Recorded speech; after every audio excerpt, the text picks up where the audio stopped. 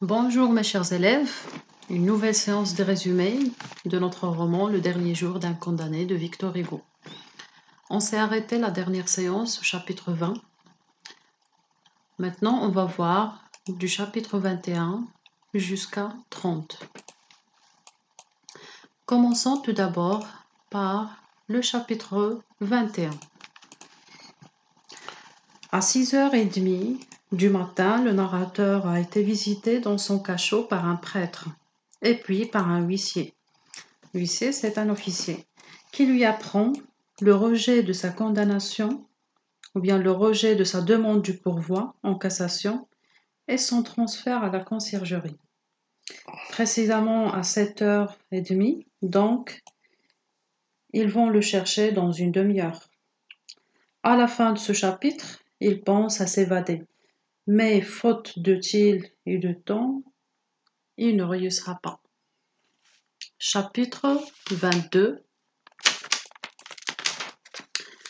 Le condamné est transféré à la conciergerie.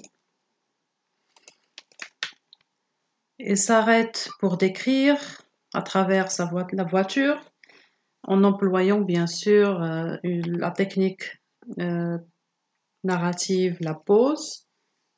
C'est une stratégie argumentative aussi.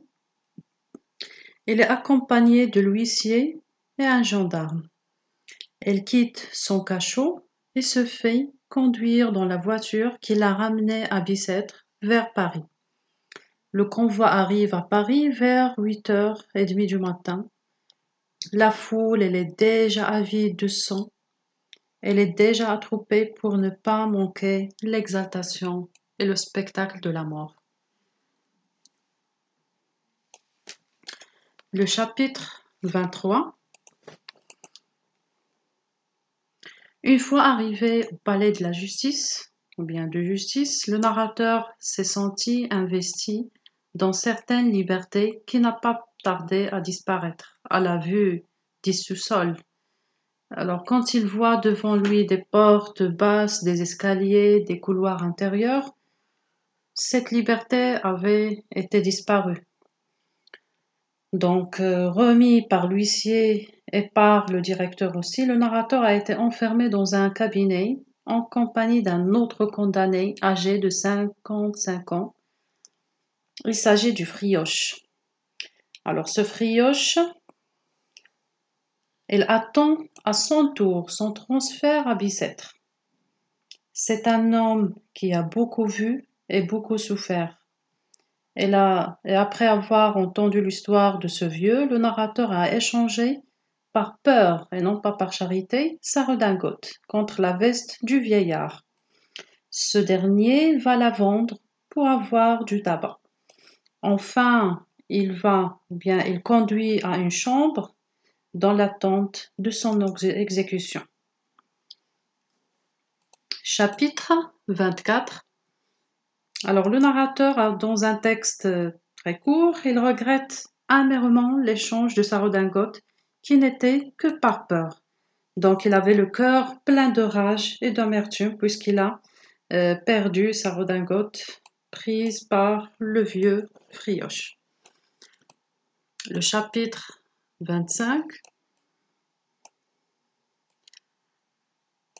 Le narrateur est amené ensuite à une cellule où on lui a donné une table, une chaise et tout pour écrire.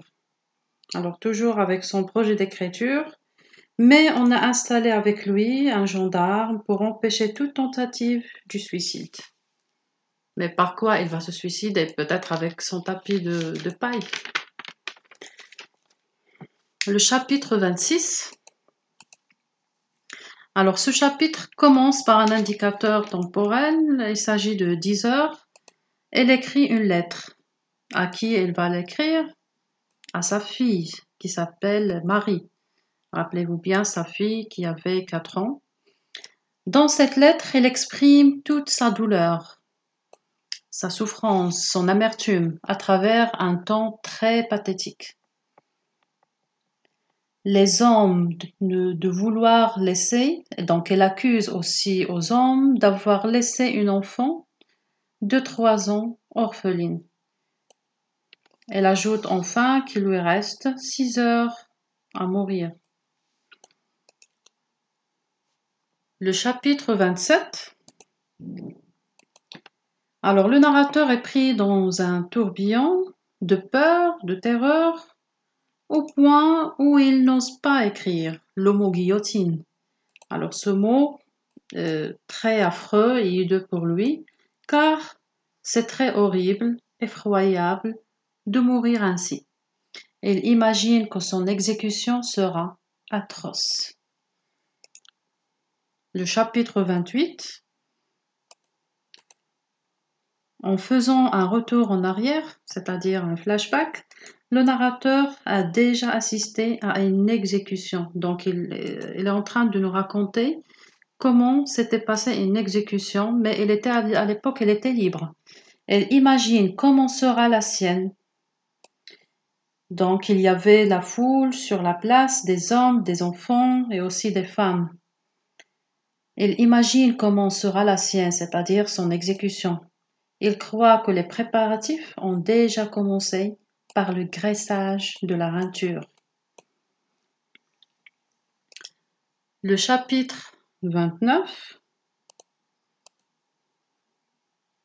Dans un moment de délire, le narrateur espère la grâce royale.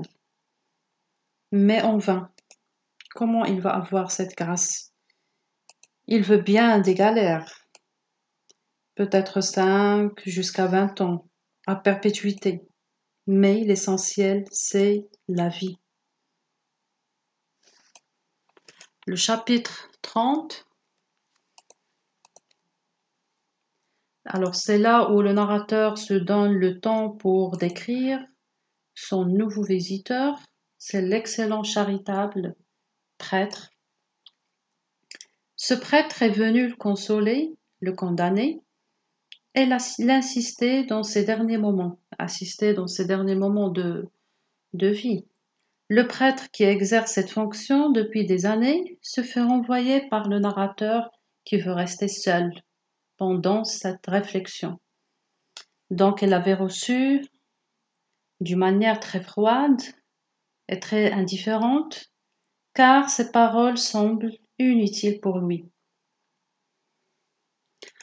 Alors voilà pour cette séance. On se verra pour une nouvelle vidéo avec les chapitres 31 jusqu'au 49. À la prochaine.